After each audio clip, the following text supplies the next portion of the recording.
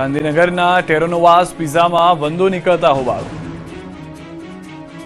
ગુજરાતમાં ભેળસેળિયાઓ અને લોકોના આરોગ્ય સાથે ચેડા કરનારાઓ કેટલી હદે બેફામ બની ગયા છે તેની આ બોલતી તસવીર છે. બહારનું ખાવાના શોખીનોને સાવધાન કરવા આ તસવીરો પૂરતી જ છે. ક્યાંક પિઝામાંથી વંદો નીકળ્યો તો ક્યાંક પાણીપુરીમાંથી હાડકું, તો ક્યાંક મરેલો ઉંદર, તો ક્યાંક લોકો ઝેરી કલરવાળો સાંભાર ખાતા હતા. હજુ તો પાણીપુરીમાંથી હાડકું નીકળ્યાને ગણતરીના દિવસો જ થયા છે, ત્યાં પિઝામાંથી વંદો નીકળ્યો. ગાંધીનગરમાં આવેલા ટેરોનોવાસ પિઝામાંથી વંદો નીકળતા ઘટનાને સમગ્ર શહેરમાં ચર્ચા જગાવી ચૂકી છે. પિઝાની પ્લેટમાં વંદો જોઈને ગ્રાહકના હોશ ઉડી ગયા અને આઉટલેટ પર જ ભારે હોબાળો મચી ગયો. આ ઘટના બાદ મોટો સવાલ એ ઊભો થઈ રહ્યો છે કે બાય વન ગેટ વન જેવી લોભામણી ઓફરો આપીને ગ્રાહકોને આકર્ષ્યા બ્રાન્ડ શું કિચનની હાઇજીન અને સફાઈને નેવે મૂકી દે છે? લોકોના સ્વાદ અને કિંમતી આરોગ્ય સાથે ખુલ્લેઆમ રમત રમવામાં આવતી હોવાના ગંભીર આક્ષેપો ઉઠ્યા.